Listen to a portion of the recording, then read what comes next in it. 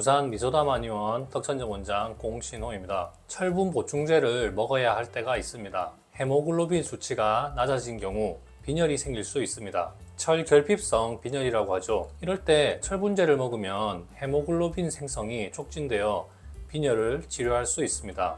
그래서 헤모글로빈이 부족해지기 쉬운 임산부들이 철분제를 복용해야 할 때가 많죠. 그런데 임산부 외에도 만성 위염인 분들도 빈혈이 동반되는 분들이 많습니다. 이런 분들은 철분제를 먹으면 부작용이 생길 위험이 있습니다. 철분제를 먹었더니 속쓰림이 생겼어요. 설사가 생겼어요. 이렇게 말이죠. 만성적인 위염이 있는 분들은 위산 분비가 감소하는 것이 원인이었던가, 제산제를 장기간 복용한 것이 원인으로 작용하였거나, 아무튼 저산증 상태가 되면서 철분의 흡수에 방해를 받습니다.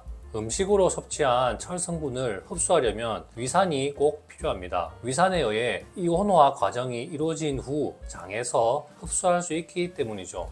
이온화의 과정이 이루어지지 않으면 흡수하기 어렵습니다. 그러니 위염이 있는 분들은 철분 흡수가 잘 안 되고, 그래서 빈혈이 생길 위험이 증가합니다. 위염 때문에 철결핍성 빈혈이 생긴 경우 바로 철분제를 먹어서 해결하는 것은 부작용을 초래할 때가 많더군요. 위장이 약해진 상태에서 철분제를 먹는 것이 위장을 자극할 수 있습니다. 철분제 부작용이라고 검색하면 여러 가지 부작용이 나올 겁니다. 그 중에서 특히 소화기 관련 증상이 잘 발생합니다. 속쓰림, 위산역류, 메스꺼움, 설사, 변비, 이런 증상 말이죠. 게다가 철분제를 먹는다고 다 흡수가 되는 것도 아닙니다. 철 성분을 흡수하려면 위산이 필요하다고 했죠.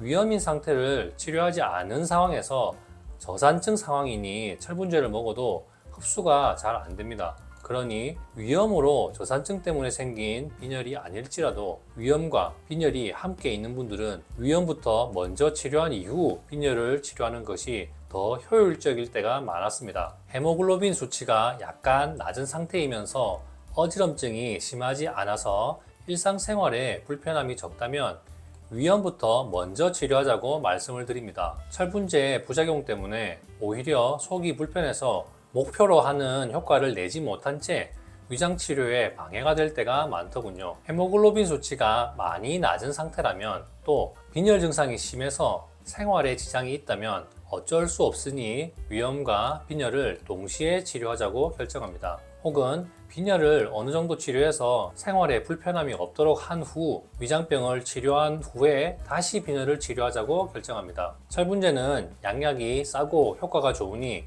철결핍성 빈혈 때문에 한의원을 찾아오는 분들은 거의 없습니다. 철분제를 먹어서 어느 정도까지는 좋아졌는데 약간 남은 증상이 깔끔하게 해결되지 않아서 이를 치료하고자 한의원에 찾아오는 분들은 있습니다.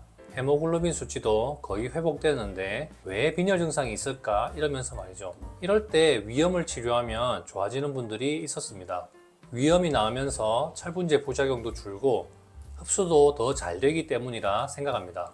위염이 없는 분들은 보혈 효능이 있는 한약 처방을 드리면 회복할 때가 있더군요. 숙지암 같은 한약재가 철결핍성 빈혈을 치료하는 효능이 있습니다. 철분제와 무슨 차이가 있을까 싶습니다만, 천연약재인 만큼 흡수율이 더 좋은지 앞서 말씀드린 것처럼 철분 보충제를 먹은 후 약간의 남은 빈혈 증상을 치료할 때 꽤 유효했던 경험이 있습니다.